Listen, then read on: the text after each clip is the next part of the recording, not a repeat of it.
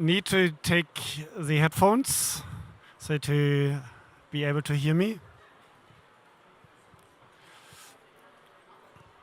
See, anyone without headphones? Good. So I hope you can all hear me. Perfect. Very nice. Good. A warm welcome this afternoon to this event, Financial Protection Against Climate Risks as a Global Shield in Action at the Overseas Development Institute Pavilion. So very pleased to be a guest in this pavilion again. So we had a session on Saturday that was focusing on the regional risk pools. So now it's on the country's perspective, and we will have a distinguished set of speakers, and we will have a panel. The aim today is to showcase existing case studies and amplifying practitioners' voices. First. Second, we would like to present the linkage of Global Shield Solutions platform funded country interventions with the regional risk pools and coordination with civil society organizations. And thirdly, we would like to highlight the Global Shield's options to support climate risk financing in fragile and conflict-affected situations. Just as a very small and short introduction, the Global Shield Solutions platform is one of the funding vehicles under the Global Shield Against Climate Risks that was founded 2 years ago at COP27. And we've seen now the first practical examples, and we are very happy to showcase some of those. And after some preliminary introductory remarks by Sebastian Lesch from the German Ministry for Economic Development and Cooperation, I will provide a short overview about how the Global Shield Solutions platform actually is working, how it can be accessed by countries, and what it can finance. And then we will have a distinguished list of speakers. I will introduce those speakers as we go. Ultimately leading to hopefully some ample time for a panel with distinguished speakers, so we can do a bit more of a deep dive there and have, I do hope very much, a Q&A and comments part as well. And without much further ado, Sebastian, I'd like you to come on stage and to provide your introductory remarks. Many thanks.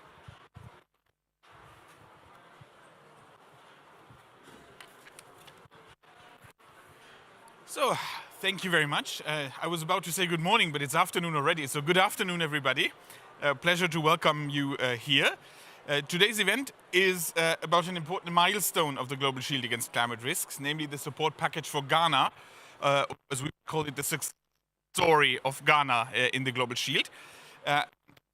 Said it's a great opportunity for all of us to get some insights into how the global how it creates impact, take from this experience,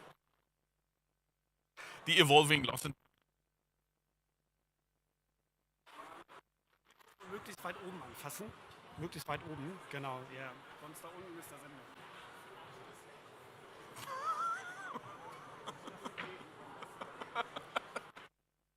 Ist besser. I love speaking at these pavilions. Can you hear me now? That's wonderful, because you see lots of people with headphones and okay. We've gathered today as Global Shield Solutions Platform and as the Global Shield Secretariat, a group of experts who will report about Ghana's Global Shield support package. And this side event is also the opportunity to touch on the critical question of how fragile and conflict-affected states can receive protection against climate risks through initiatives such as the Global Shield and through institutions like the African Risk Capacity. And I've seen Leslie here somewhere.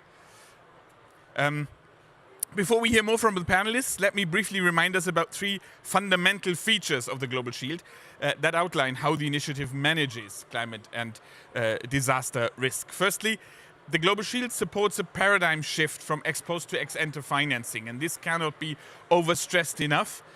Secondly, the Global Shield aims at ensuring a collective, coordinated international action with the purpose of developing and funding comprehensive and sustained country programs for climate and disaster risk financing, solutions that ensure ownership of climate vulnerable countries and communities. And thirdly, the Global Shield stands ready to contribute to preparing the operational model and eventually the implementation of the fund for responding to loss and damage. And as one of the funding arrangements to the fund, the Global Shield is piloting climate risk finance and insurance solutions, which are effectively addressing and mitigating loss and damage related to climate change. And I will speak a little bit about these three things. Since this event is in the first place about creating impact, let me briefly elaborate on what these fundamental features mean in practice. Currently, what we see is that only 1.1% of total crisis financing, a very small pocket, provided by donors, is arranged before disasters happen. Most support is still delivered ex post rather ad hoc after a climate crisis, rather than being prearranged. Now, that means that countries are bound to shift budgets from investing into schools, infrastructure, into reconstruction after floods or storms. And to cite a representative from Pakistan's Sindh province who participated in the Global Shield consultations in Pakistan, that means that we are trading away our future to repair from the disasters of the past. Now, there is strong evidence that investing in financial solutions, arranging terms and conditions for these solutions before a disaster, allows to provide financial relief much faster, within days after the event. Now, this way, what we can do is we can help spare people from selling their assets and being able to rebuild their homes and their businesses much faster. International support for climate and disaster risk finance and insurance over the last years has helped this shift to more pre-arranged finance. Data reports to the Global Shield Secretariat indicate that financial protection against disasters has continued to grow year on year to a peak of $9.8 billion in coverage in 2023. Now, this is an achievement of programs and initiatives that the Global Shield is building on and that the Global Shield will bring forward as we move into implementation in more and more partner countries. Now, today we're speaking about Ghana. Ghana is the first Global Shield country that has moved from a request for support that was submitted at last year's COP28, to implementation. And we will see yet another 16 countries to follow within the next 12 months. So in a very short time span, the interest that we're seeing is huge. Measures supported in Ghana with more than 18 million euros alone through the Global Shield Solutions platform, which is one of the financing vehicles, include support for a sovereign insurance against drought, the establishment of Ghana's agricultural insurance fund and an agricultural insurance scheme with it, the enhancement of urban flood resilience, and the risk analysis and understanding regarding climate risk solutions against coastal floods. Now, it's a whole package. With this support, Ghana was already able to receive insurance cover with the African risk capacity this year. Just last week, there was the news that a first payout was already confirmed by ARC, and we are happy to have Leslie here with us who can tell us more about the details. Hi, Leslie. There you are.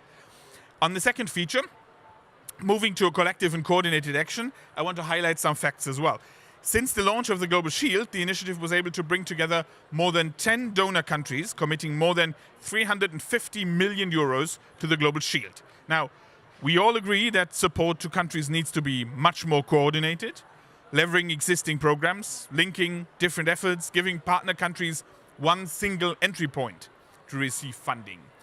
But in order to better coordinate actions and measures within the countries, the Global Shield has established an inclusive coordination mechanism. And that's the unique thing about the Global Shield, this in-country process. It's country-led, it's inclusive, it convenes all the relevant local stakeholders, as well as drawing on the support of global experts wherever they are needed. It's tailored, it's demand-driven as an approach, rather than the individual implementation of projects here and solutions there supported by individual single donors. That is the beauty of the Global Shield. Now, this process has already kick-started in 9 countries, and it is facilitated and supported by the Global Shield Secretariat, and we have Astrid here today. Nilesh, unfortunately, can't make it today for health reasons. It also includes capacity building to this wide group of stakeholders invited, be it representatives from civil societies, NGOs, private sector, development partners, academia. Training, introducing these stakeholders to climate and disaster risk finance and insurance was offered to more than 8 countries already. And these sessions, they offer the possibility for peer-to-peer learnings, providing examples of existing solutions, experience in other countries, and innovations in climate risk finance instrument. I want to name one great example. That's the product developed for the flood insurance cover for Accra that I mentioned earlier, with the support of the Insurance Development Forum and its members, and co-funded by the Insure Resilience Solutions Fund. I do hope that time later on the panel allows to delve a little more deeper into that. And I want to mention one last thing. This leads me to another important achievement which the Global Shield already delivered since its launch in 2022. Through its partnership approach, the Global Shield showcases examples of already existing solutions and experiences in applying innovative climate and disaster risk finance and insurance solutions. Now, these experiences and the learning for other countries, and also for the CDRFI community around the globe, they are an essential contribution to the Fund for Responding to Loss and Damage that is currently being set up.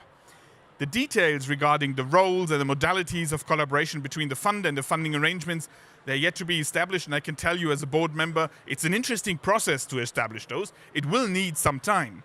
But in the meantime, climate change and its impacts on vulnerable populations are accelerating, so the Global Shield is up and running, building on earlier initiatives and programs. Its learnings will be invaluable for the work of the fund, I'm convinced, and we are hopeful that the already ongoing measures and activities of the Global Shield will help the fund to respond better, faster, and more effectively. And with that last point, I look forward to the discussion, and I hand it back to you. Thank you.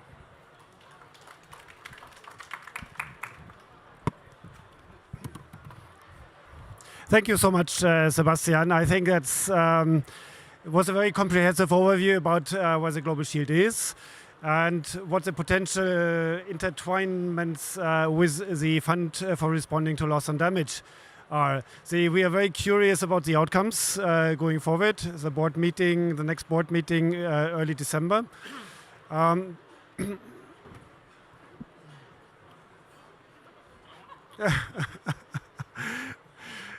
So the Global Shield is a perfect instrument that already pilots measures that would fall under the potential measures and activities under the fund responding to loss and damage. So without much ado, I'd like to provide a very brief overview about the Global Shield Solutions platform and what it does, what its resources are, and how it can be accessed. I think that's very interesting to know. And then on one of the following slides, I have a small process so that you can easily see what needs to be done. First of all, what is the aim? Fostering climate and disaster risk finance and insurance. And the emphasis here is on finance. So it's not necessarily always insurance. So that's one of the instruments that's available. It's a multi-donor grant facility currently with roughly 200 million euro committed. And we, as Sebastian mentioned, there's a number of countries that have already started the process. Currently, it's in total, including some Pacific islands, 17 countries that are so-called Global Shield countries.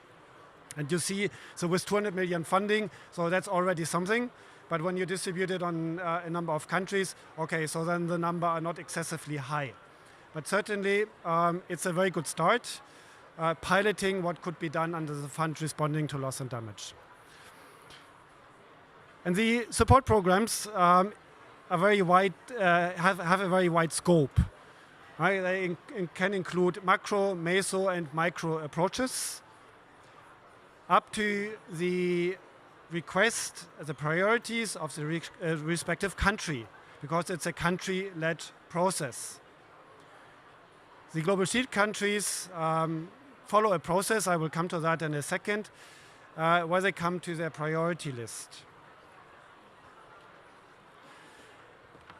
And we see this here, what can be financed. And actually, it's with the focus on vulnerable populations. In each and every Global Shield country, that the Global Shield Solutions platform provides financial grants and advice. So we don't do any loans, we are focusing on grants. And what we can support is a three-pronged approach. So we can support the value chain from the very start, from data gathering and risk modeling by hazard, by exposure, by vulnerability, and ultimately coming to a financial model that supports the concept and solutions development of climate and disaster risk finance and insurance instruments. So that's the second part that stands in between the groundwork and the actual solution and implementation. And when we talk about implementation, that can be support to disaster risk funds, to contingency funds. It can be support for shock resilient loans. It can be support to premium that would need to be paid for insurance as a risk transfer instrument. Now, today, we focus on the country support packages, so that's the orange part, left-hand side. But we work together with the regional risk pools as well under a global and regional program. For instance, ARC, we've already been in advanced talks with ARC, almost ready to support the global risk pools as well. So, that's one too much. Those are the 5 important points. A country has to become a Global Shield country. The Global Shield Secretariat, and we have Astrid Zwick today with us as the co-director of the Global Shield. So there's an application process and a selection process. So we had the second cohort joining early this summer, and now it totals, including the Pacific Islands, 17 countries, as we mentioned. Then there's this inclusive in-country process with relevant CSO and NGO stakeholders, so that everyone who has a relevant contribution to this process is actually at the table. And those in-country processes have been started in a few countries. So, of course, Ghana has already through that activity, and there's a few other countries like the Gambia, Senegal, Costa Rica. 9 are in full swing, no? So in total. So, and the outcome of all that, of the in-country process, is ideally a priority list of areas for support by hazard, by target group, by region, for instance, or sector. It's very important not to select preemptively financing instruments at this stage, because usually it's a mix of financing instruments that we would see and that would be of best benefit for a country situation. Otherwise, it would just narrow down the options too quickly.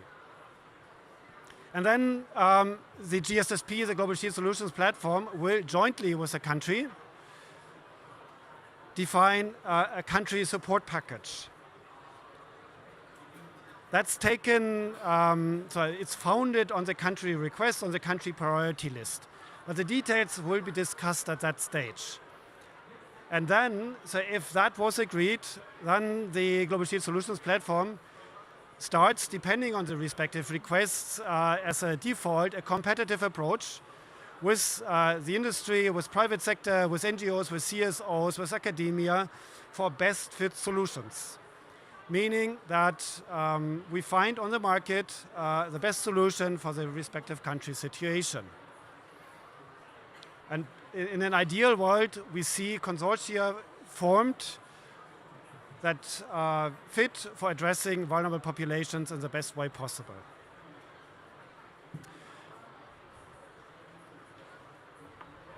See, Sebastian already took away some of my points with respect to what we have done in Ghana, what is envisaged. So I will keep this very short. And we have Charlotte Norman from Ghana's National Disaster Management Organization with us, who will speak about that a little further. See, I will leave that for now, and we'll hand over to the next speaker. I think, Leslie, that's you.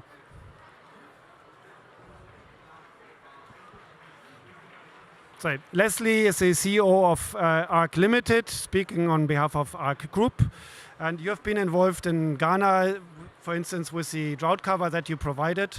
And we would like to hear more about kind of your interaction with the country situations. So, good afternoon, everyone. I hope you can hear me. So, we are really delighted and pleased that we are here today with our partners from the Global Shield, with our partners from Ghana, and indeed everyone else that supports ARC. I will start a little bit by sharing who we are and what we want to achieve and how the fantastic collaboration we've had fits into this mandate and vision. The African Risk Capacity is an entity that was set up by the African Union in 2012 in response to the increasing frequency and severity of natural disasters. We currently provide 85% of all prearranged disaster risk financing on the African continent. We have paid in excess of $230 million in claims since inception. And we are proud to say that what 10 years ago was an experiment has been proven to work. And we are at a point where we provide insurance coverage to about 50 million people per year when you aggregate all our insurance programs. But this still pales in comparison to the 700 million people whose lives and livelihoods are at risk as a result of the impact of climate change. Our vision at ARC is to expand the work that we are doing to really cover the entire African continent, reaching all the 700 million people whose lives and livelihoods are at risk as a result of climate change. There are two main barriers that exist to the uptake of insurance on the African continent. The first one is a knowledge-related barrier. The insurance penetration, so this is the insurance premiums that are underwritten, compared to the GDP, sits at slightly under 2% versus an international average of close to 10%. So this just shows that insurance is not well known and is not well appreciated within the African continent. So for us, the starting point is not to waive an insurance policy under someone's nose and hope that they sign so that we get to an insurance transaction. There is a lot of work that goes into preparing the countries for insurance, doing the risk profiling, training the people at the level of the ministries of finance. We distribute insurance also in addition to the work that we do for governments. We also provide insurance to the humanitarian sector. We also provide insurance to small holder farmers. And all these groups have to be trained and brought fully up to speed on the product. All of this takes place even before we've collected $1 of premium. Therefore, we rely on funding that we receive from our partners in this room.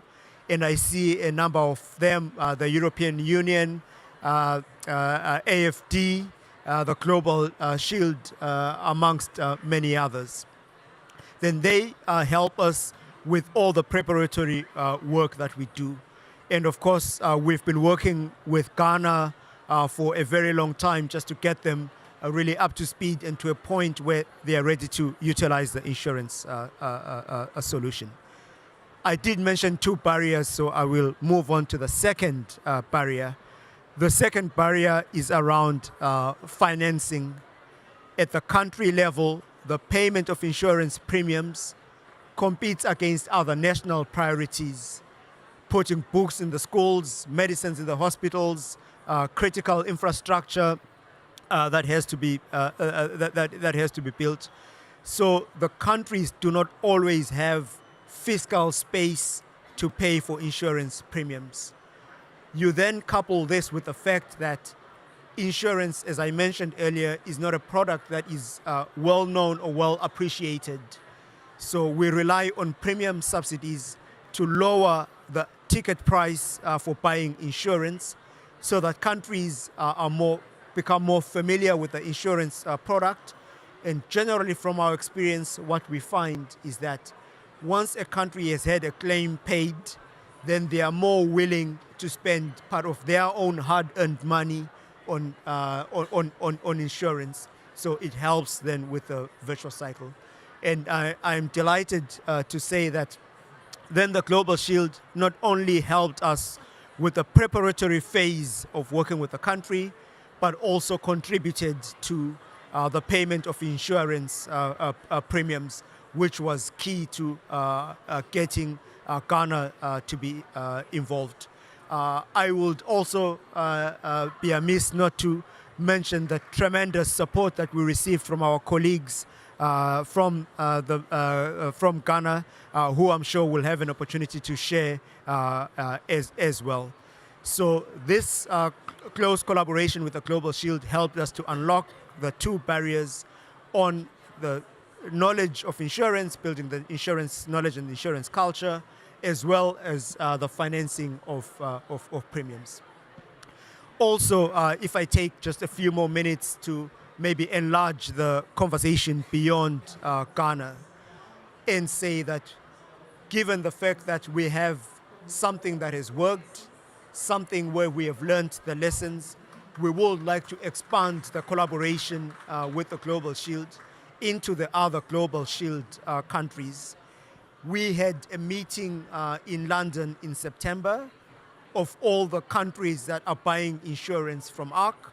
And again, we were delighted to receive the Global Shield to explain directly to the countries how the collaboration works, because sometimes it's not so obvious because the countries are solicited by many different people and they don't always see how the work that we are doing fits in. So we will look to really expand the collaboration. And of course, we are in discussions now to add a third dimension to our collaboration with the Global Shield, which is around capitalization of the risk pools. The amount of risk that we can underwrite is a function of how much capital we have. And we have become victims of our own success in a way, because we have generated a lot of insurance demand on the African continent, and we're getting to a point where we are constrained by the capital that we have to underwrite the risk. So then I'm again delighted to say that the Global Shield has committed to help us to unlock the capital part of the equation. And of course, I see our reinsurance partners are also in the room, Swiss Re in particular. And again, they work with us in terms of putting the risks into the market. So in the time that I have left, really to share my profound appreciation to all the partners around the table who made this happen. And we look forward to rolling this out all over Africa. I thank you.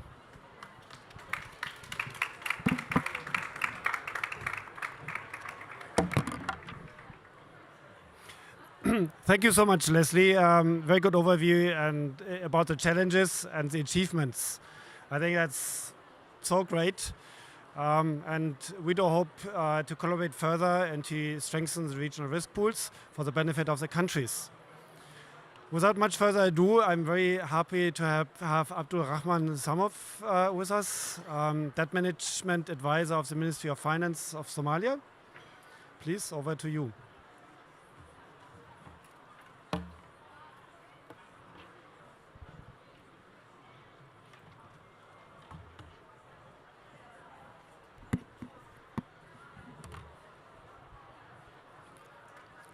Distinguished delegates, ladies and gentlemen, good afternoon. It's an honor to participate in the COP29 side event on the Global Shield against the calamity risks. I'm here on behalf of Somalia delegation representing the Minister of Finance, His Excellency Bihi Iman Ige. He unfortunately couldn't make the COP29 conference as a domestic commitment is required his presence in Somalia. However, he sends his warmest greetings to our esteemed partners and looks forward to engaging a further gathering on this topic. To give you an overview, the Federal Republic of Somalia submitted its expression of interest to join the Global Shield against the climate risk in Q1 of 2024. We are happy that this has now been achieved. As you are aware, Somalia has long been classified as a fragile and conflict-affected state, which presents significant challenges in accessing funding and finding and to address climate and disaster risks, such as the droughts that contribute a widespread food insecurity. As a nation grappling with the adverse effects of climate change, our commitment to enhance resilience and mitigating climate-related risks has never been more critical. Somalia has experienced more disaster compared to sub-Saharan African and the global average, with a large parts of the population suffering from prolonged droughts and extreme and flooding, leading to extreme food insecurity, amongst other consequences. Over the past 8 years, severe impact is mainly caused by food floods and droughts have been recorded in Somalia. For example, 2016 and 17, drought alone was estimated to have caused over 3.2 billion in economic losses, which represented 65% of the GDP, alongside significant non-economic damages, and including displacement and cultural and loss of human lives. Since 2020, Somalia has experienced 5 consecutive failed rain seasons, adversely affecting 46% of the population, displacing over 1 million people and causing an estimate for 6,000 deaths in 2022 alone. Between 2023, when the day rains started, the end of the season, about 2 million people have been affected by flash and river floods, with 750,000 people displaced from their homes, nearly 100 killed, mostly in the southern regions of Somalia. These climate shocks to further and magnified by fact that the agricultural, energy, and financial sectors are considered as most affected by extreme events and disaster in Somalia. Droughts are found to cause severe losses in agricultural sector, a sector which is crucial to Somali people and livelihoods and food security. Floods cause localized damages to infrastructure and widespread and economic losses. So far, the country does not have financial protection in place for losses and damage caused by the floods. We're expecting to gain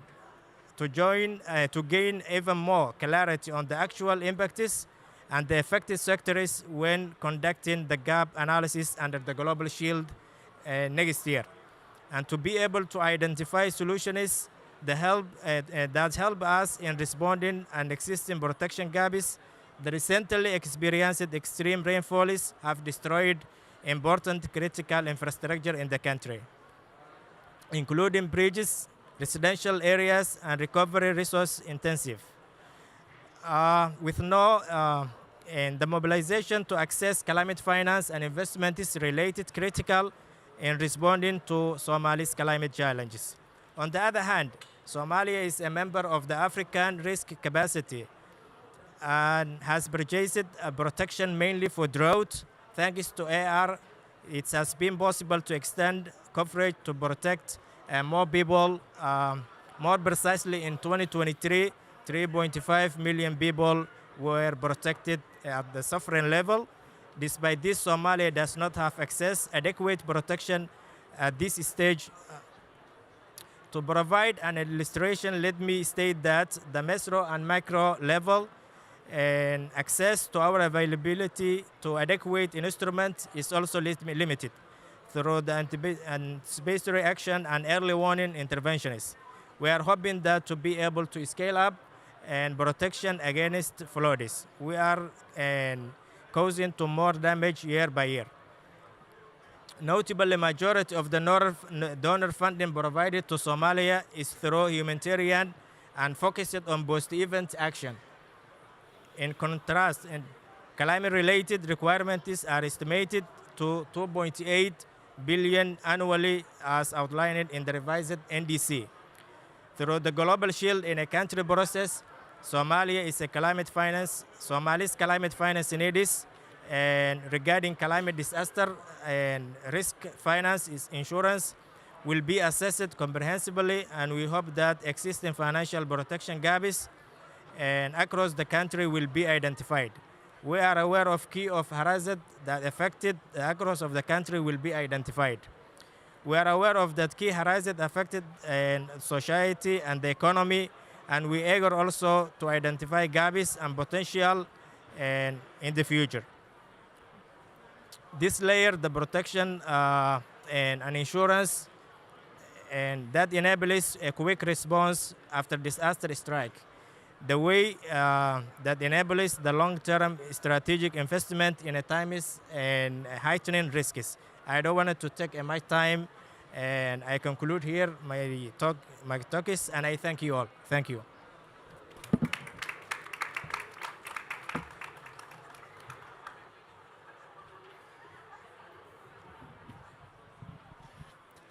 Thank you very much, Abdul Rahman. So from my perspective, it shows what prearranged disaster finance can contribute, in particular in conflict-affected states. So many thanks for your intervention. Annette, can you give me the pointer? Yes, please. Thank you. So next in line is Stefano Signore, EU Commission, DG International Partnerships. And I'd like you to speak a little bit about your perspective on disaster risk finance, prearranged finance in conflict-affected states. Please go ahead. Okay, thank you very much, and really happy about being here, about the invitation from the Friends of Global Shield and the Frankfurt School. And also I will be short because I realize I'm standing in the way between the audience and the panelists. I'm sure that will be a very interesting discussion. So let me say that we are very much aligned with what has been said so far. The European Union recognizes the importance of climate disaster risk finance and insurance, and especially pre-arranged solutions as a key approach to mitigating the impact of disasters. We, the European Union, we play a vital role in bridging the gap between public and private finance, having substantially supported the sector through the years, working hand in hand with regional risk pooling mechanisms such as ARC or CRIF, and now with the Global Shield against climate risks. Let me say that we have put some 24 million so far on ARC, and we are going to commit 30 million for the Global Shield in the next few weeks. This is perfectly in line with the Global Gateway strategy, which is our aims to mobilize public and private capital towards inter alia climate investment, increasing resilience against climate disasters. Under this strategy, the EU works hand in hand with partner countries, the private sector, reinsurers and international finance institutions to promote climate and disaster risk finance and insurance and protect vulnerable population against residual risks. We understand the challenges fragile states face in accessing climate finance, particularly when instability and limited infrastructure create strong barriers. This is why we support the Global Shield and ARC through our Global Gateway, and we are also committed to increase infrastructural resilience and expanding pre-arranged financing mechanisms that provide critical funding during climate emergencies. The cooperation between the Global Shield and the European Union shows very clearly how, by combining public and private resources, we can not only make disaster finance accessible in our partner countries, but also use resources more effectively and efficiently. I therefore look forward to hearing the perspective of the distinguished representative of our partner countries. We had already Somalia a moment ago, and of course Ghana and Senegal, and the perspective of the reinsurance market and Swiss Re, while using this occasion also to reiterate that the European Union remains fully dedicated to Africa's climate resilience, working alongside partners to build a sustainable and secure future. Therefore, our call for a continued and collective action is a testament to our shared responsibility to tackle climate and disaster risks in the most vulnerable regions. Thank you very much. Thank you, Stefano. The EU's commitment is very welcome next to the commitments that already have been made by all the other countries. Germany, France, Ireland, Luxembourg and Denmark, who are the first contributors to the Global Shield Solutions platform. Now I stand between you and the panel and say, without further ado, this is not the panel, but we will have one speaker. I think it's Yuba Bakar, who will speak in French. And if you like to have an English translation from French into English, then that's the way to go. Use your mobile phone and your headphones or earphones, and then you will be able to listen. I will leave this up for a moment, but will already invite Annette, who will be the moderator of the panel, for the further proceedings. Please, Annette, over to you, and you will also do the introductions.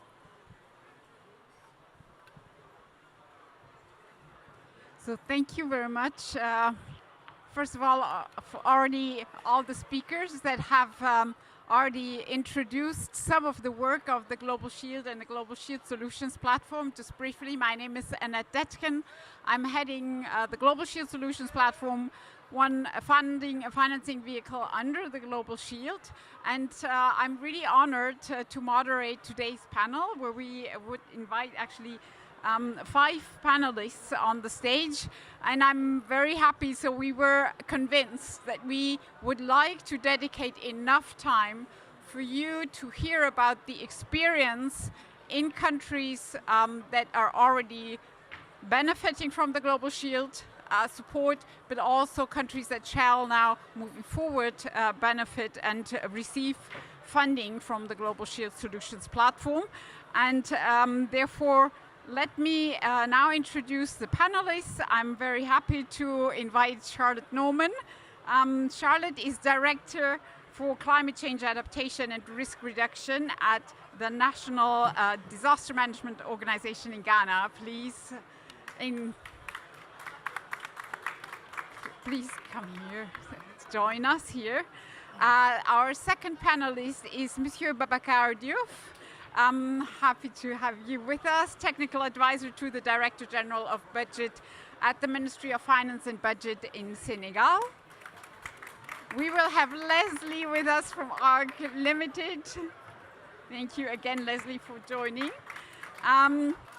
Fourth, we have Monsieur Emmanuel Sek, Executive Director of Enda Energy and Chairman of the Board of Directors of the Global Network of Civil Organizations for Disaster Reduction.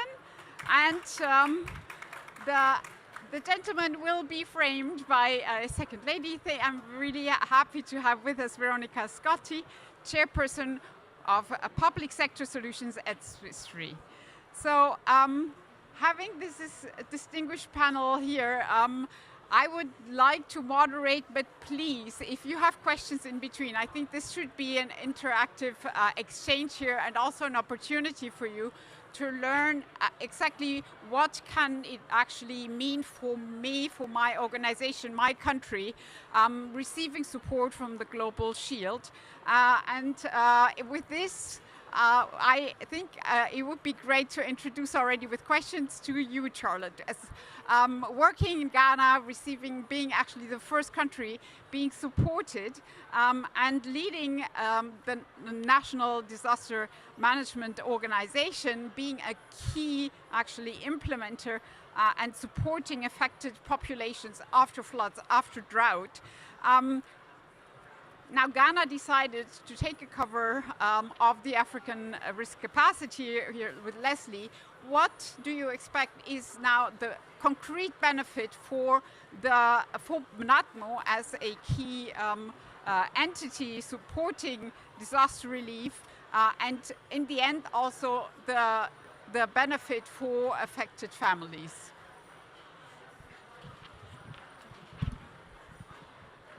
Yeah, thank you very much, and good afternoon, distinguished delegates. Yeah, okay, so like has been said, my name is Charlotte Norman. I work for the National Disaster Management Organization in Ghana. And just to put the conversation in context, I think it would be good to say, I mean, what the situation in Ghana is in terms of the disasters that we face. So this is a country that in the northern parts, we have 5 regions in the northern parts of the country.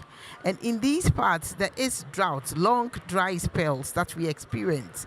But sometimes they go overboard. It goes on for a very long period, and this also affects our food security. In these same parts, I would like to say, experience immense, intense, severe flooding as well. So you have a country where the dynamics, I mean, within a certain region are very complex. We have had discussions around having insurance. What are the solutions that could help us? We have had discussions with the African risk capacity. The discussions have been ongoing for over 8 years.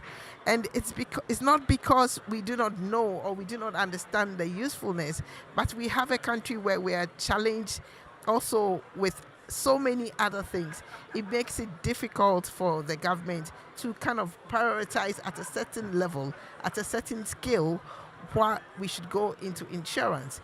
And so we have been having conversations with ARC, and in a timely way, we have been able last year to ask for support from the Global Shield. This year, they gave us support. They paid our premium for the insurance against droughts in the northern parts of the country. Now, there's been a lot of processes, but to tell you the truth, it's not been as difficult as we anticipated at all. We have had lots of lessons learned, but importantly, we have had a very smooth ride with the Global Shield. And not to sound funny, but we really, really appreciate what they have done for us as a country. Now, my appreciation further stems from the fact that soon after we were supported to pay the premium, we got a payout. There was a trigger. We are in the long dry spell season again. And so we are still in the season. The government is doing its best. There's been some relief that has trickled into the victims concerned. But with insurance, like you all know, it's a reliable source. It also helps us to actually identify who the target beneficiaries are beforehand, because we have a contingency plan that we use. ARC has very strict rules about that. And so we're quite happy to be a part of this whole system. And we're looking forward that as Ghana has set the pace, we may be able to encourage other countries that are vulnerable to climate change to also join, come on the wagon and access funding from the Global Shield solution. So that's what I'll say for now. Thank you. Thank you so much, Charlotte. I hope you can hear me because I think it's easier.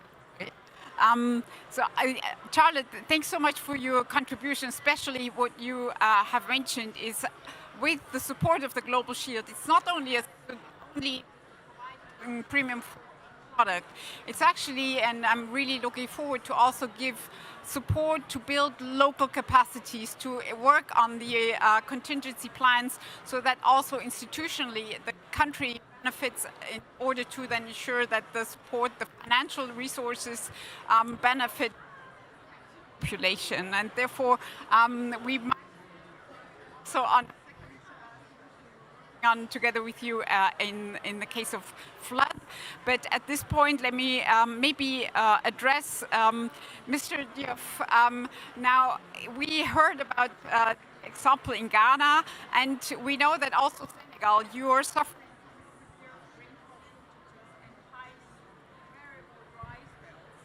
we couldn't hear. Oh, okay, sorry. Sorry, I didn't see your faces. You please give me signals because I couldn't know.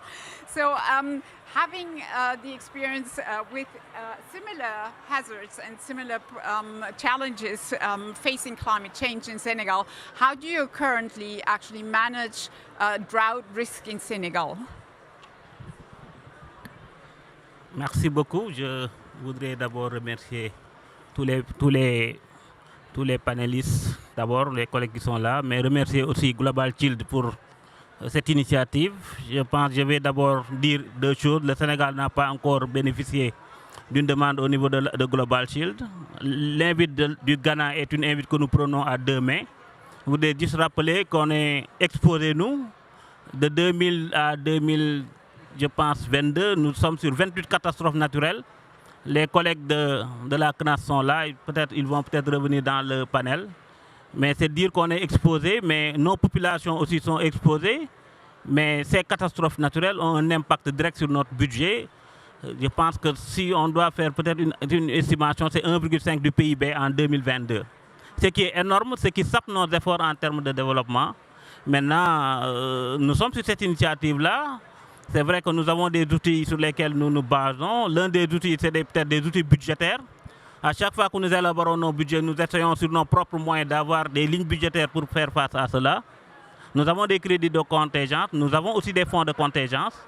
Nous avons fait le tracking quand on a commencé l'exercice qui n'est pas aujourd'hui bouclé pour pouvoir rester sur 9 fonds sur lesquels nous faisons des efforts. À peu près 52 millions de dollars, mais qui est très faible par rapport aux besoins. Je pense qu'il y a quand même d'autres types d'outils comme l'assurance. L'assurance, mais deux types d'assurance. Nous avons une assurance classique, mais de plus en plus, les PME sont les plus exposés dans le cadre du changement climatique. Je pense qu'il y a des efforts qui sont faits, mais l'évaluation qui a été faite récemment par la Compagnie nationale d'assurance agricole nous montre que véritablement on est très loin du compte. Il n'y a que 3% des PME aujourd'hui au Sénégal qui sont touchés, et ce qui veut dire qu'il y a quand même un gap énorme à faire, à combler. Je pense que Global Shield vient à son heure. Nous sommes en train de valider notre document de diagnostic FRD, je pense dans 2 jours. C'est un processus assez inclusif que nous voulons davantage ouvrir pour davantage recueillir les préoccupations. Les préoccupations, c'est des questions de renforcement de capacité. Les préoccupations que nous avons, c'est des problèmes de données. Parce que sur le plan budgétaire, d'année en année, on se rend compte qu'on mobilise beaucoup d'argent. Mais cela témoigne du fait qu'on ne maîtrise pas le risque. Il nous faut davantage des études de vulnérabilité. Il nous faut davantage que ce risque-là puisse être modélisé du point de vue budgétaire. Je pense que ça, c'est des demandes que nous allons adresser d'ici peut-être la fin de l'année avec l'ensemble des acteurs parties prenantes, y compris la société civile, y compris les organisations qui travaillent avec nous sur ces questions-là. Mais je dois dire aussi, la recherche est une demande extrêmement importante parce que le climat, il faut véritablement beaucoup de recherche. Il faut du renforcement de capacité, mais il faudrait aussi que les instruments financiers puissent être mobilisés. Je pense que nous devons aussi faire confiance à nos cadres de gouvernance. Du point de vue budgétaire, quand même, nous avons de plus en plus d'instruments. À chaque année, nous faisons ce qu'on appelle le document d'identification des risques budgétaires. Aujourd'hui, au Sénégal, le budget constitue quand même un risque important sur lequel nous travaillons, mais il va falloir aussi, sur ce plan-là, qu'on puisse renforcer nos mécanismes, mais qu'on puisse aussi, sur la fiscalité, faire des efforts. Ce que nous faisons sur le plan assurance, il y a des efforts, mais il nous faut d'abord, conformément à la politique d'ailleurs des gouvernants, prendre en charge tout ce qui est volet protection sociale. Quand on a, nous, une catastrophe, c'est des populations qui sont touchées, c'est la formation brute de capital fixe, pour parler économiquement, qui est touchée, c'est des infrastructures entières qui sont sapées. Donc ça, c'est des années d'économie qui sont parties comme ça. Il va falloir qu'on travaille sur la maîtrise de risque pour pouvoir davantage quand même adresser ces questions-là. Voilà ce que je voudrais dire en termes d'introduction. Certainement, sur le plan assurance, les collègues sont là. On vous cherchait d'ailleurs. Il va falloir que vous preniez la parole pour dire quelles sont les attentes que nous avons au Sénégal. Et quand on aura validé le document aussi, nous comptons sur l'ensemble des partenaires. Je le disais, le Ghana est peut-être un exemple. Il va falloir aussi qu'on fasse du benchmarking pour voir un peu comment certaines questions ont été adressées et prises en compte. Et dans ce cadre-là, on pourra avancer sur cette problématique. Je vous remercie. Merci. Yes, thank you so much, Mr. Diouf. I think you explained very well that the scope of support actually needs to include different elements, and that's why also with the Global Shield we can support, be it research and data analysis that are the basis then to develop as a second specific solutions that are adapted to your needs, and last not least, but then also support for the implementation, like in the case of Ghana, where we were able to support the premium for ARC. Now, knowing that, and you have alluded to it, you have different hazards, and one of them, flood, being really a very imminent one. Now, there are different structures, and we know of, and we're supporting this also with colleagues from the Insurance Development Forum here, a product that actually is addressing floods in Senegal. Given the limited resources that are in contingent funds, this can actually also support. So to which extent do you expect that the Global Shield can already build on these existing pilots and then also scale up the solutions? Je pense que les solutions auxquelles nous pensons déjà, c'est d'abord qu'il y a des fonds qui existent. Nous faisions une évaluation de ce processus de diagnostic pour montrer qu'on était à 182 millions de dollars pour prendre en charge un certain nombre de risques. Mais l'évaluation concrète nous montre qu'il nous faut peut-être 5 fois 182 millions pour prendre en charge ces risques-là. Ça veut dire que nous devons être innovants. Nous ne pouvons pas aujourd'hui, sur les efforts budgétaires que nous faisons, doubler nos budgets ou bien les tripler ou bien les quadrupler, mais nous comptons un peu sur peut-être des financements innovants. Nous avons des véhicules financiers aujourd'hui qui existent à travers Global Shield. C'est l'occasion lors de notre demande peut-être de pouvoir les formuler. La fiscalité, il y a des efforts à faire du point de vue cadre réglementaire, mais la fiscalité aussi constitue pour nous des niches sur lesquelles nous pouvons peut-être prendre de l'argent pour pouvoir faire face à certains risques. Mais globalement, le document sur lequel nous avons travaillé, c'est un document qui n'est pas validé, mais ça va être validé dans 2 jours. À la suite de cette validation-là, certainement, on reviendra sur une demande beaucoup plus concrète pour le Sénégal, en rapport avec l'ensemble des acteurs parties prenantes qui existent au Sénégal et qui vont peut-être formuler ces demandes-là secteur par secteur. Mais je dois aussi dire que si nous devons travailler de façon très continuée sur ces problématiques-là, il y a un cadre existant, il y a des efforts qui sont là. C'est sur ces cadres-là qu'il faudrait partir pour pouvoir régler les problèmes. Au niveau de nos pays, nous avons des CDN, que ce soit au niveau de l'adaptation et de l'atténuation. Les problématiques qui sont aujourd'hui fixées et traitées, c'est des problématiques qui nous donnent des pistes assez claires sur ce qu'il faut régler. La problématique d'assurance est une problématique essentielle. Si nous parvenons à mettre nos PME à l'aise sur les problématiques d'assurance, l'essentiel du problème aujourd'hui est réglé. Je donne un exemple. Au niveau de, pendant la Covid, il y a beaucoup de questions qui ont été adressées comme ça aux compagnies d'assurance, mais qui n'étaient pas véritablement dans leurs prérogatives. Je pense que la capacitation, le benchmarking permettront de nous donner des pistes assez précises sur véritablement les solutions à aborder pour cela. Mais le Sénégal, comme tous les pays, s'efforce quand même à prendre en charge ces risques-là. Je disais, un État, c'est pas peut-être une entité qui attend. Je donne l'exemple de nos inondations. Il y a 2 mois, on était inondé à la partie nord du Sénégal. Le budget qu'on avait mobilisé globalement sur nos ressources ne faisait même pas le tiers du budget attendu. Et il fallait faire face forcément. Donc nous avons fait face à nos mécanismes internes. Mais à ce rythme-là aussi, vous comprendrez que nos mécanismes sont sapés et que nos capacités aussi sont assez faibles. Et que si le Global Shield peut nous permettre de pouvoir retrouver des financements innovants et d'avoir à peut-être recourir à des fonds qui sont très spéciaux et qui peuvent adresser ces questions-là, tant mieux. Le reproche qu'on nous fait souvent avec le ministre des Finances, c'est de nous dire, à chaque fois que vous prévoyez une provision de risque pour un événement extrême, souvent la provision de risque est en deçà de l'événement en tant que tel. Ça veut dire que nous avons des problèmes à modéliser l'événement, à maîtriser le risque et à mieux assurer l'occurrence de ce risque-là. Et c'est là où le renforcement de capacité et les données sont extrêmement importantes pour nous permettre d'aller de l'avant. Et nous pensons que toutes ces problématiques-là, de façon structurée, vont être adressées dans notre demande pour permettre à cette collaboration-là d'être fructueuse. Merci beaucoup. Yes, thank you very much. I think this was very good and very concrete example how data is one really specific requirement to then design solutions that address your needs, specifically also in order to have then funding available pre-arranged, meaning that the resources can flow timely and reliably.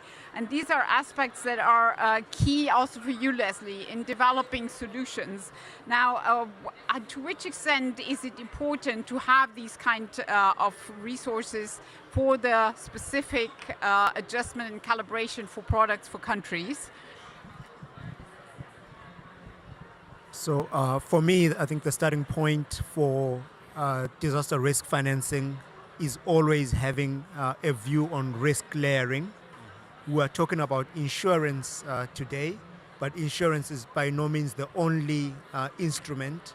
Insurance needs to be accompanied by a contingency fund for the more frequent events, as well as a catastrophic layer for the really extreme events, and then insurance sitting in the middle. Then at the level of ARC, our approach has been really threefold, because we realize that the need for insurance goes beyond just the needs at the country level. So we have been developing insurance programs in Senegal with the humanitarian agencies, and some of our colleagues are in the room today, because those humanitarian agencies have to scale up their operations in the country in the aftermath of a disaster, and they're an integral part to the overall solution when it comes to disaster risk financing. The third element of our engagement, in addition to what we do at the country level and what we're doing with humanitarian actors, has been addressing, I think, what my colleague was talking about so eloquently in the beginning. So with NAS, the National Insurance Company for Agriculture, the National Agricultural Insurance Scheme, we can then design a solution targeted at smallholder farmers, because the mathematics and the modeling is very similar. So then it's just the distribution of the product that is different. Then we can also think about the adaptive social safety nets. So in most countries, you have dedicated support for the poorest members of society directly from the government. But the number of people needing this type of support increases dramatically in the aftermath of a disaster. So in Senegal, we have then been in discussions with the World Bank and some of our other partners in terms of how we use insurance to scale up the adaptive social safety net. Then in addition to that, there are also insurance programs that are being launched by local insurance companies, which are then reinsured through us and then placed in the global reinsurance markets, through our partners such as Swiss Re that we have on the table. I think for us at ARC, this organized, this structured approach is extremely important, so that we don't run the risk of creating multiple competing initiatives that on one hand duplicate coverage in certain parts and leave coverage gaps in other parts. So really being coordinated via an instrument like ARC, which was created by the countries, also becomes important. And I'm really, again, pleased with the collaboration that we've had with the government of Senegal and also with the Global Shield in terms of just being very well organized in the way we approach the problem. Then finally, on the point on innovation, I think it's really important that innovation is not for innovation's sake, but innovation is to respond to a specific demand that exists within the country. And again, the flood product that we're working on is again an example of demand-led innovation, so that we're able to fully address the needs of the countries. Thank you. Thank you, Leslie. So I think you just pointed to very important direct benefit of countries also having that inclusive in-country process that ensures that whatever we're supporting has actually this ownership in the country and addressing the specific problems that the country decides to prioritize, right? And we know that we cannot serve all the gaps because the gaps are increasing, and therefore we need to focus on those that are prioritized from the government side.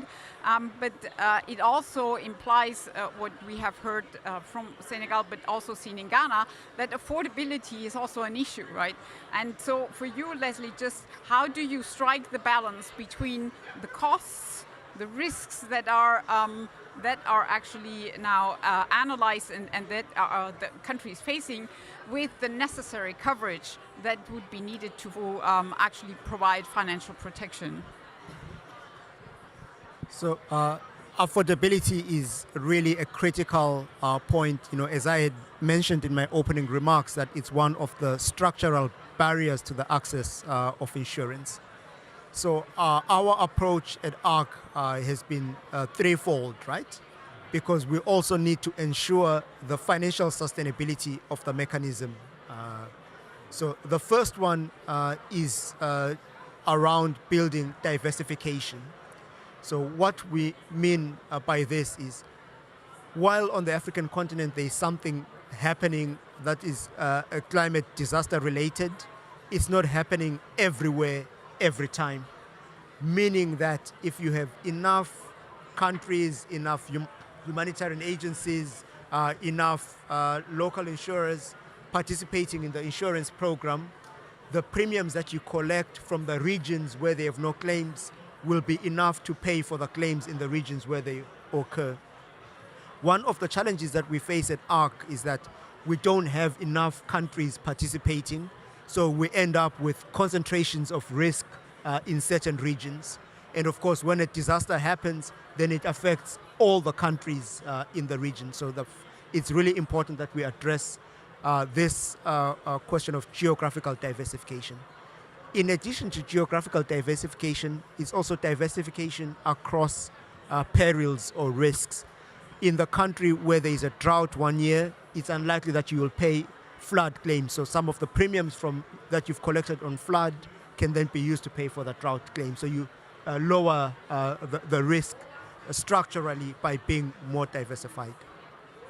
The second approach is around scale. Insurance is a business that works at scale. There is a minimum cost base that is associated with having an insurance mechanism. The more countries you have participating, then the lower the unit cost of administration is. And for entities like ARC, we're a mutual insurance company set up for the benefit of the members, all the savings that we have on cost-wise translate directly into lower premiums for our members because we're not seeking to generate a profit. So really the costs and are decreased and the benefits are increased by the more people that we have around the table. And then the last point, and maybe the most controversial one, is that we are seeing an increase in the frequency and severity of natural disasters. So any model that is using historical data is underpricing the risk. If you look at Mozambique as an example of this, the three worst cyclones in Mozambique in their history happened, one in 1973, one in 2019, and one in 2023. So from this example alone, you can see that this is increasing. So then to spend maybe a little bit of time just to talk about the cyclone in 2023. This was Tropical Cyclone Freddy, which also holds the record for being the longest by duration cyclone. It lasted over 5 weeks. It also holds the record for being the longest travel cyclone because it came all the way from Indonesia.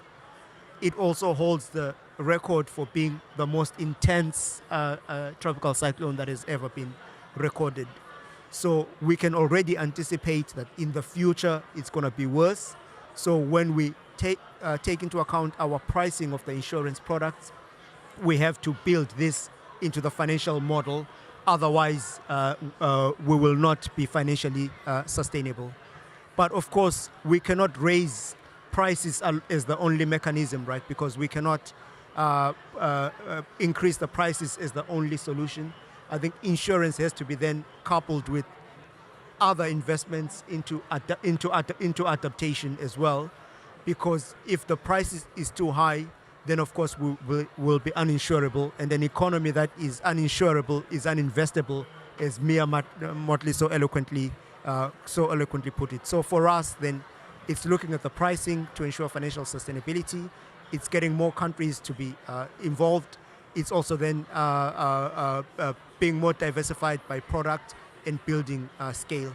And on this part, I think this is where the Global Shield has a big role to play, because the barriers to scaling up are around the affordability of premiums, as we've already discussed, as well as the capitalization of the regional risk pools. So the more premium subsidies that we put in the pot, the more capital is made available, then the more risk we can underwrite and benefit from diversification and from scale. Thank you. Thanks so much, Leslie. I think this was very illustrative what it actually means, how a risk pool can actually then benefit not only a specific country, but really the whole region, led by the members themselves. And I think it's very well put how you also see the challenges from the modeling side, given that we do have a trend of higher frequency and severity of events, something that also as an element of the Global Shield, the Global Risk Modeling Alliance is addressing, where we are working together with experts from the private sector to really find solutions how we can account for this. And I will come back to this just shortly, but now you have explained what are the necessary factors that need to be taken into account from the supply side, from an insurance or reinsurance perspective, but also on the demand side. It's really, really important to include the voices of civil society, and I'm really happy to have Monsieur Emmanuel Secker with us. Now, you are giving strategic guidance to the world's biggest network of civil society organizations to strengthen resilience. And it will be interesting to hear from you how important you see and what is actually the very significant aspect why we need to include civil society when we design and develop solutions for the problems that countries face regarding climate change. Thank you very much, Doctor. Allow me first to thank Global Shield for giving us the opportunity to share the work we are doing on the field with communities. But to remind that civil society organizations are also represented within the Global Shield, but if I'm not wrong, and this is important to highlight that. We are working on issues that brought together two main things. I mean, humanitarians and climate change. So it's give us the opportunity to at least give a human face to climate change process and to connect the different dots. How to connect the dots? The first thing is to be sure that we all be in the same line. Being in the same line is when we are talking about disaster, what kind of disaster are we highlighting or raising? Are we talking about all disaster, or are we focusing on climate change disaster? Because if we want that Global Shield be complement to the other mechanism, I mean the Adaptation Fund, the Green Climate Fund, and the new funds, I mean the Fund for Response to Loss and Damage, we need to be clear. Clear will help countries also to design what we call a contingency plan, but focus on the issues that we are all talking about. If it is under the UNFCCC, it will be easy for everyone to really understand. Connecting the dots mean that we're working on synergizing the different initiative. I mean the framework. We are talking about the Sendai framework, which is part of the process. We have highlighted the drought issues, and the drought issue is considered in the UNCCD, in the UNCCD framework, and we have the convention, is to better help the communities at least to understand on which way we would like really to help them to understand, because they are the first respondent, and they are in the front line on the disaster. Before anyone comes to support the communities, community are there. They don't have certainly enough resources or enough means to face with disaster, but they are the first who are in the front line. And what we need to do when we want to connect the dots is at least not only enhancing the understanding on the issue of the issues that we are dealing with, but provide evidence. I think many people have said about that, talk about that. Providing evidence may help countries at least to give more priority on the issues. Do we think that these issues that we are talking about, disaster, is a priority for our countries? I'm not sure that that is the case.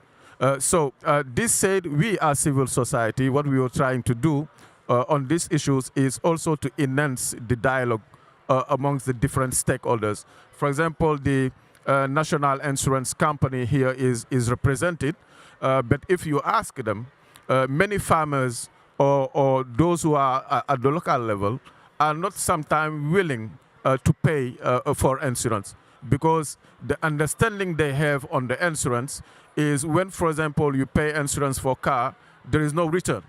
So what could be the incentive for those who are affected by the climate change, by the disaster, to pay for insurance? And this issue also is a tricky one, because on all the debates that we have, people are talking about insurance. Can we accept that those who are affected by a disaster pay for the disaster? So we have to bring the issues of climate justice in this process. And we as civil society organization thinks that we have to take or to consider this principle within the process we are dealing with. Someone have highlighted the issues of social protection, but I think if we want to go to a resilience society, not only a low carbon society, the social protection issues is a key.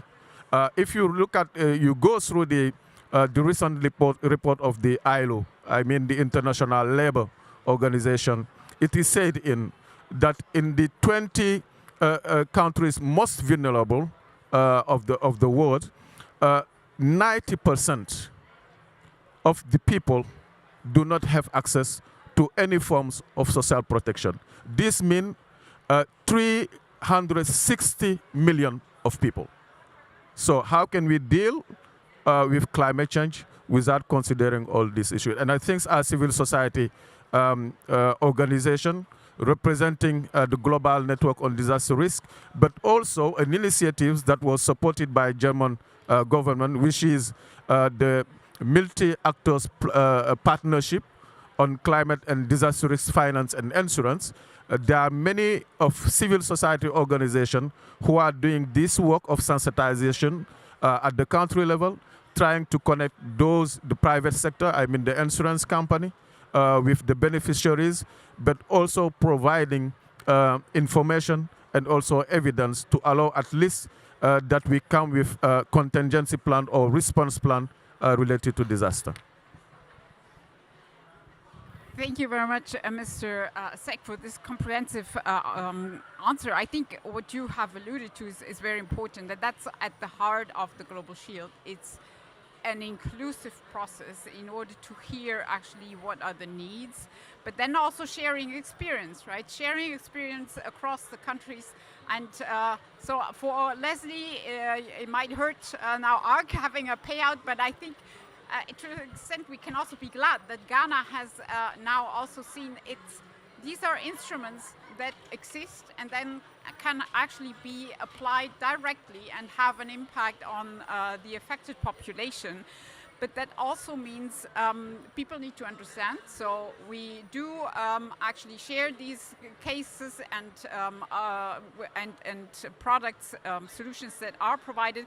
But it's not only about insurance. That's definitely something that Leslie has alluded to it, and that's why the Global Shield has a wide spectrum of instruments that we need more or less all of them, right? The challenges are big. We need all of these instruments.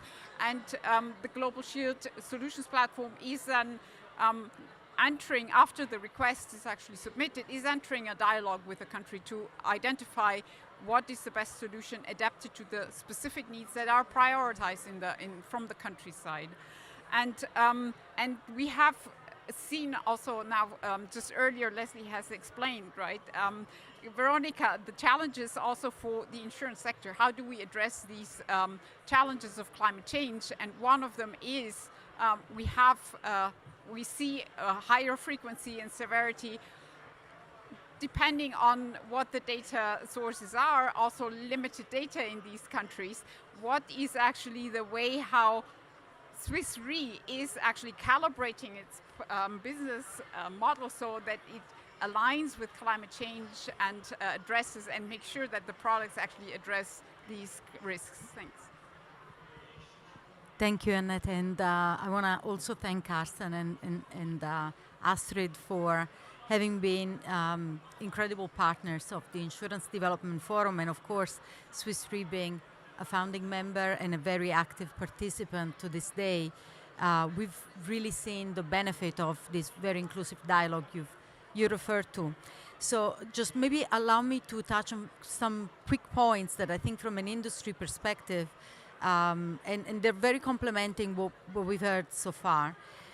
First and foremost, so if I look at my own business, what I do in Swiss Re today, I think it really speaks to what the IDF also wants to promote. There are 3 country priorities that are true independently of whatever political stance one may take.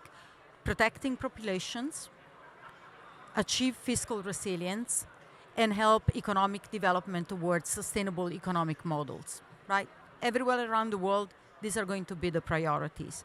And so with efforts like the Global Shield, we're really acknowledging that we cannot afford to make too many mistakes or taking too long time in achieving these 3 objectives in a situation of escalating climate. And what the Global Shield allows us to do is actually build confidence in that process of aligning between different parties and finding the most suitable solutions at any point in time so that we can build long-term commitment. I think this is really critical. In the absence of a convening approach as the Global Shield enables, we cannot get to that long-term commitment and that stability. And so I just want to acknowledge you for what that does, because it's creating that alignment that otherwise we would struggle to find. I think you're right. It does start with the national strategies at the core. And so the disaster risk management that comes both with disaster risk reduction, be it the mitigation and the adaptation efforts, as well as disaster risk financing, need to be embedded in the political commitment to have a disaster risk management strategy that is long-term inspired. So I think the work of, for instance, Mexico, that goes into embedded in its constitution, gives the long-term signal in the market that certain things just are too important to be negotiable. The second thing, we've mentioned prearranged financing. I think that is insurance is a form of prearranged financing. It's not the only form, but what it does, it puts a price on inaction. And can be, as Leslie pointed out, complementing other forms of interventions, but it's paramount that governments do have it as part of their fiscal policy. Last but not least, I will bring attention to one aspect of the public-private partnership that could be transformative through the resilience building. We need to have more public asset protection. We know there are studies will come out soon where public assets are protected, you have long-term economic development and stability, but in vast majority of countries around the world, this is not the case today. And there are still policies that prevent governments from actually buying protection for public assets. So I'm delighted to hear that in some countries this is changing, but it is a way too wide a protection gap at this point in time. And when all these interventions are made, it was said before, we have to make sure that we do that with an equitable fashion. So the work that, for instance, Morocco has done around earthquake protection with FSEC is a stellar example of how you can have, with populations that can't afford, and they're excluded at the moment from the financing mechanism of insurance, to make sure that to establish a solidarity fund. That's a model that I would encourage, again, members of the Global Shield from a public sector standpoint to look into. It's a very interesting model where scalability could be achieved very, very quickly. And then last but not least, I really love what Emmanuel, allow me to address you on a first name basis, what Emmanuel said, tracking and tracing. So it's not just about having the right model, which are essential, and the data, but to prove that the work that we do is creating real impact for people on the ground. Otherwise, we're not demonstrating the value of insurance and the value of these initiatives. And with that, maybe I can double down onto Ghana. What do you think? Shall we talk about? Because there are indeed these 4 legs to the Global Shield program of intervention, which is very strategic. Again, I want to emphasize how very strategic your work has been. And as Insurance Development Forum, we've been privileged to work alongside you and the government of Ghana in urban flooding. And the Ghanaian approach is really, to me, a blueprint of what we should strive to deploy. This is about urban flood, but it's the blueprint of how it could be done in many markets, replicated around flood, but also replicated in its approach. We have worked with the disaster management organization, Charlotte is here on the panel, to really make sure that the priorities were very clear. We picked a typical case of disaster loss driver, which is urban flooding. 58% of cities around the world are affected by floods. So whatever we learned in Accra is actually going to be portable, not just across Ghana, and we hope to see that replicated in 5 cities in Ghana if the Ministry of Finance were to approve it, but actually to many other regions, to many other countries within West African region, and then internationally. The work started with, as you said, a multi-stakeholder approach. So we had the representatives from the industry, through the IDF, Swiss Re Alliance led that effort, but we also had the public sector, we had technology companies involved to help us find the most suitable answer, which could be different in different places, to how we're going to structure a cover that can scale, can be affordable, and can be suited for urban environments. And this is how we came up with, having vetted various approaches, not narrowing down on a singular product or a singular way. We managed to identify the most cost-effective and most inclusive cover for urban vulnerable populations.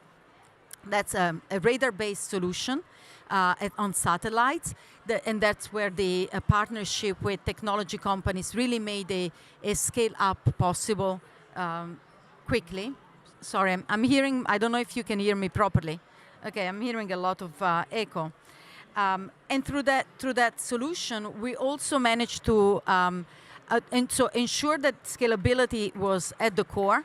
The second point that was mentioned before, making sure that the target population, where we want the impact to go, was part of the design principles.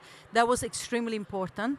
And I'd say crucial to make sure that the use of proceeds will be defined in advance. So this is about food and non-food response, is about element of reconstruction and education after the facts, and logistical support, which I think is very important because it was stated before.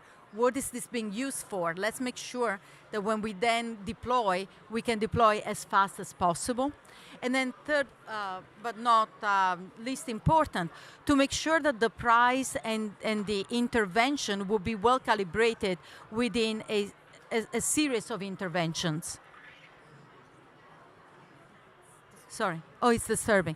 Within a series of interventions.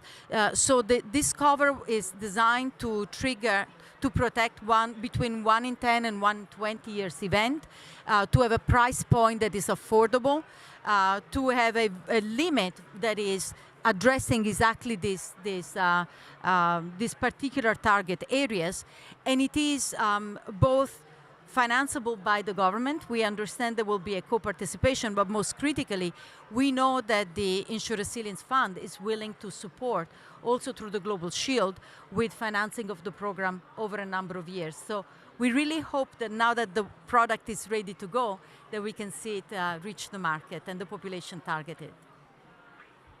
Thank you very much, Veronica. So I didn't want to cut Veronica short because I think it shows very well how there are existing solutions and how we work together. And this is very important. One element and objective of the Global Shield is to bring in different partners to coordinate and also facilitate then the countries and governments to have one-stop shop where you don't need to coordinate between different donors, but that you know exactly what is the narrative, what is the objective, and then also prioritize from your side what is the most important. Now we are a bit short in time, sorry, but I want to use now the opportunity to thank the panel. I think we don't have time for questions, but we are happy to stay here longer as well. I want to thank the panelists, the speakers, for being with us today. I also want to extend my thank you to donors that are supporting the Global Shield, given that the needs are really more than what we can address. It actually should be a done deal.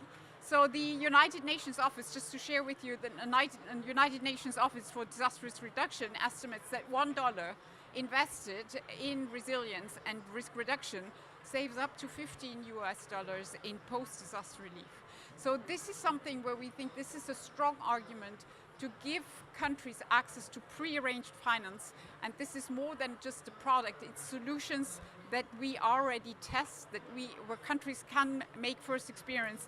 And we just invite new donors come in, support us in helping countries to address the loss and damage they're facing. So thank you very much for your participation today. If you have time, please feel free to come up and ask questions, but we really appreciated having you here on the panel and the speakers, distinguished guests. Thank you very much.